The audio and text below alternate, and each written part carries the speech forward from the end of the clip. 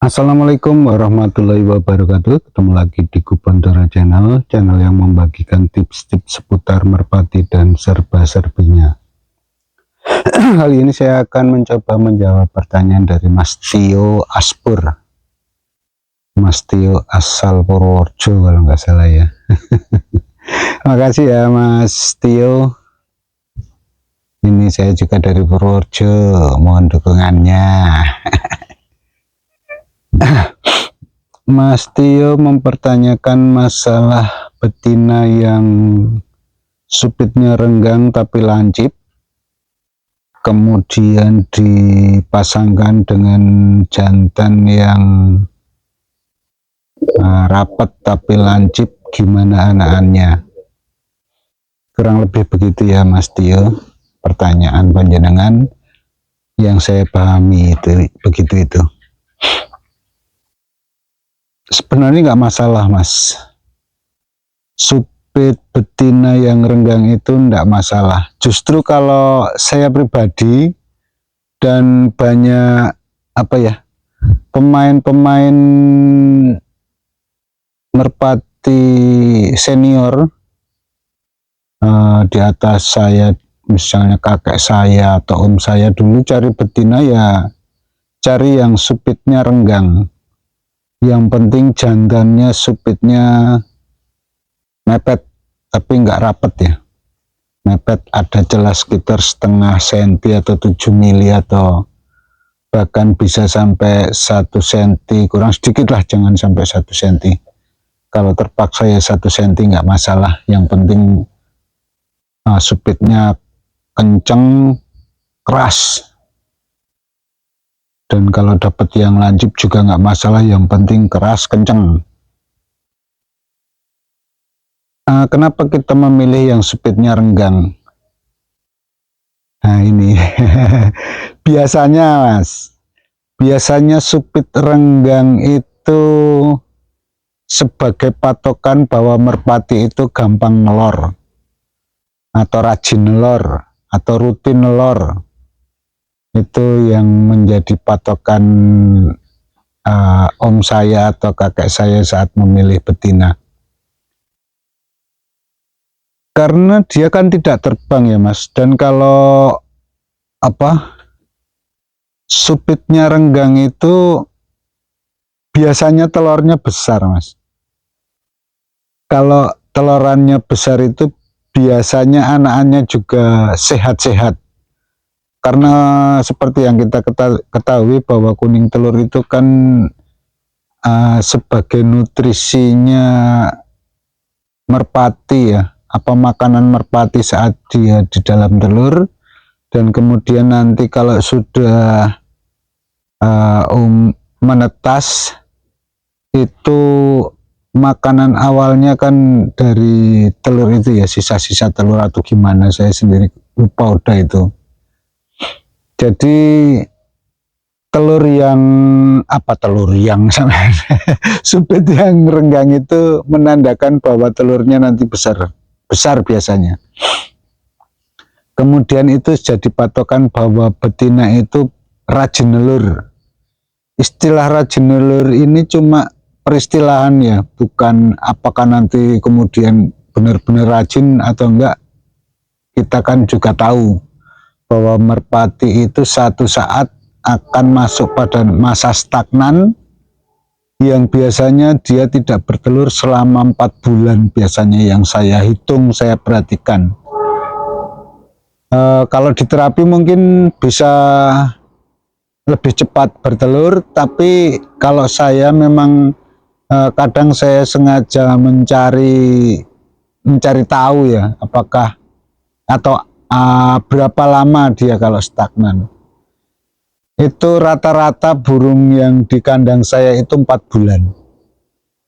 Saya pernah beli bahkan sampai hampir 1 tahun tidak bertelur Mas. Itu saya diamkan terus. Tiba-tiba satu saat dia mau bertelur. Dan saya satu lagi nih, saya punya betinaan, saya beli di pasar, bagus sekali. Dia model bungkuk udang itu, tapi di tempat saya itu udah 6 bulan belum bertelur. Padahal wangkongannya udah melebar, udah ngembut, tapi belum bertelur. Itu akan saya telatenin ya. Akan saya telaten sampai dia bertelur. Mungkin akan saya terapi atau saya kasih makanan untuk bebek petelur itu ya, atau ayam petelur itu. Coba saya terapi pakai itu, nanti bisa bertelur atau enggak. Untuk saat ini saya memang saya biarkan, saya umbar, saya bebas lepaskan ya, enggak pernah saya tangkap. Walaupun aslinya burung itu nggak liar, tapi memang sengaja saya biarkan, nggak saya tangkap, nggak saya mainin. Cuma kadang-kadang memang kalau pas kepingin megang, karena pegangannya saya suka sekali, saya pegang. Tapi nanti saya terapi lah, mudah-mudahan nanti bisa bertelur dan bisa menurunkan anak, karena saya kepingin banget punya anak dari betinaan saya yang saya beli di pasar, yang pegangannya saya cocok sekali. Itu ya Mas Tio, nggak masalah Mas Tio, justru kita cari betina yang sepitannya renggang. Kalau saya pribadi juga gitu, dan ternyata anak-anaknya itu nggak renggang. Kalau yang jantan ya tetap rapat atau mepet seperti jantannya, seperti induk jantannya.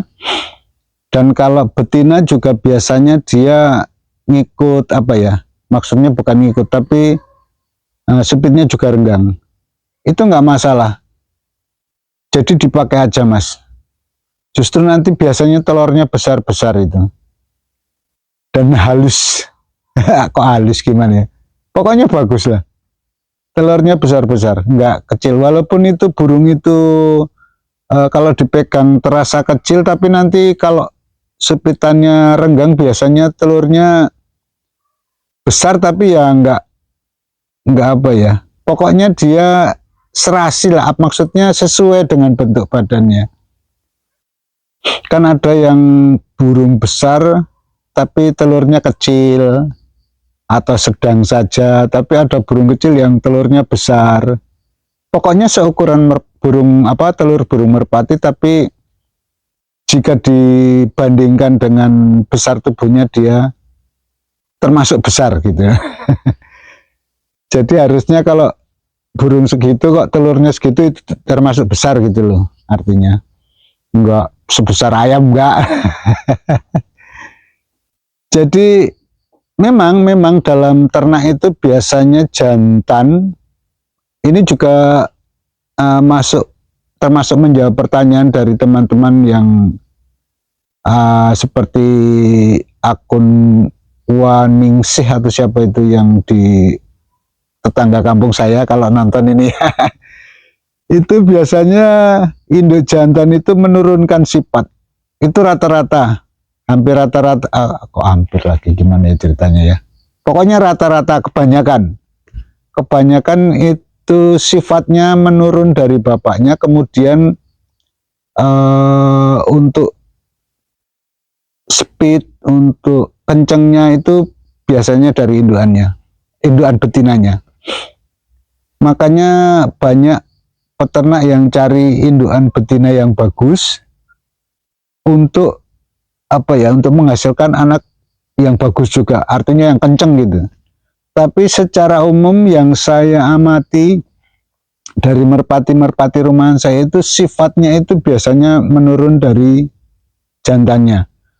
Makanya kalau untuk permainan itu biasanya dia ngikutin sifat bapaknya. Kalau bapaknya tipe-tipe nakal, tipe fighter, nanti anakannya juga gitu. Itu rata-rata. Walaupun nanti satu saat ada yang beda, itu karena memang seperti teori Mendel atau apa itu ya.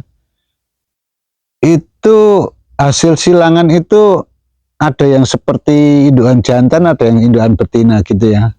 Berapa kali ini ya, persentasenya nggak jelas lah, karena kita cuma mengharapkan gitu ya, dengan harapan anakan dari hasil ternakan itu bisa saling melengkapi antara jantan dan betinanya. Makanya kalau beternak itu kadang-kadang gimana ya, hasilnya suka melenceng, itu mungkin dari kakeknya dulu. Kalau pas tepat seperti bapak dan ibunya itu kan yang kita harapkan. Kalau pas melenceng itu jangan putus asa ya. Kita lihat, mungkin kita nggak ngelihat ya, bukan kita lihat ya. Mungkin kita nggak lihat, nggak tahu dulu indukan atasnya yang bagaimana. Mungkin ada dari sisi betinanya ada yang kurang bagus di atasannya, atau dari jantannya kurang bagus di atasannya. Tapi karena disilangkan dengan burung bagus, pas yang anakan yang bagusnya itu yang dimainkan kemudian diternak. Mungkin satu saat keluar yang kurang bagus. Itu teorinya begitu, dan bukan kebanyakan lagi ya. Rata-rata nanti satu saat akan muncul seperti atasannya ya. Maksudnya mbahnya atau apanya. Seperti teman-teman menjodohkan misalnya tritis sama tritis kok bisa keluar merah, atau keluar bloro, atau keluar megan, itu di atasannya dulu, entah dari indukan jantan atau betinanya itu ada yang warna megan, ada yang warna bloro gitu. Saya pernah menjodohkan merah sama megan, itu keluar bloro, keluar pumpung. Itu pertama, kok bisa ya? Saya pikir-pikir, oh mungkin dari kakeknya, mungkin dari buyutnya dulu pernah ada yang pumpung, jadi serta dicicitnya keluar lagi. Seperti juara juga biasanya begitu kan, hoki atau misalnya terah juara, mungkin di anakan ini nggak keluar, tapi nanti di cucunya justru keluar yang gampang juara atau gampang dapat hoki, kemudian saudara-saudaranya juga begitu, atau malah saudara-saudaranya nggak ada yang bisa juara. Itu begitu, Mas Tio Asbur. Jadi nggak masalah, dijodohkan aja. Justru saya suka yang renggang subitannya kalau untuk betina. Kalau yang jantan ya 1 senti lah masih bisa ditolerir, bisa ditolerir. Bahkan saya pernah punya yang wangkongnya lebih lebar lagi, tapi ya ketika dilatih ya tetap saja dia kuat terbang. Kalau orang dulu kan supaya napasnya bagus, cari yang rapet atau yang mepet gitu ya, tapi keras. Itu setelah saya buktikan, asal dia dilatih rutin, telaten, sabar, itu tetap tenaganya tetap ada, dan juga nggak ngos-ngosan atau nggak gampang ngap-ngapan, nggak ngonggor gitu loh.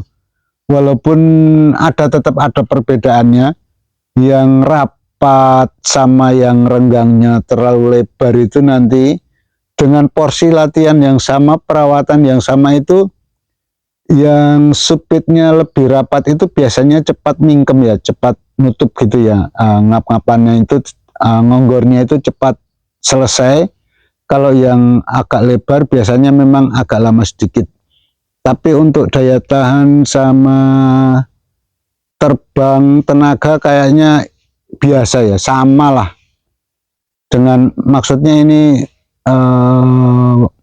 kualitas sama ya, cuma beda di supit. Itu nanti cuma di situ. Dan itu perbedaan waktunya nggak terlalu lama. Misalnya yang supit rapat itu sekitar setengah menit lah, atau 15 detik ya, misalnya 15 detik. Yang supitnya agak renggang itu bisa 20, bisa 25, bahkan bisa 30. Tapi untuk tenaga tetap sama, kalau menurut perkiraan saya sama, karena ketika nanti diterbangkan lagi yang burung supit mepet sama yang renggang itu, pulangnya bareng terus. Beberapa kali saya coba juga pulangnya bareng terus. Artinya prediksi saya itu tenaganya tetap bisa ya, cuma di nanti di nafasnya yang mungkin nggak secepat yang supit rapat. Untuk mingkemnya itulah, paruhnya itu mingkem itu. Bahasa Indonesianya apa ya? Makanya mudah-mudahan teman-teman dan juga Mas Tio paham lah maksud saya. Oke ya Mas Tio, semoga ini bisa bermanfaat ya. Nggak masalah ya Mas, jodohkan saja. Mudah-mudahan nanti anak-anaknya mantap-mantap. Oke, semoga teman-teman juga yang menghadapi atau punya burung seperti itu, jangan khawatir. Betina supit lebar itu nggak masalah, malah telurnya besar-besar kalau menurut saya. Oke, semoga ini bermanfaat. Akhir kata saya ucapkan terima kasih. Wassalamualaikum warahmatullahi wabarakatuh.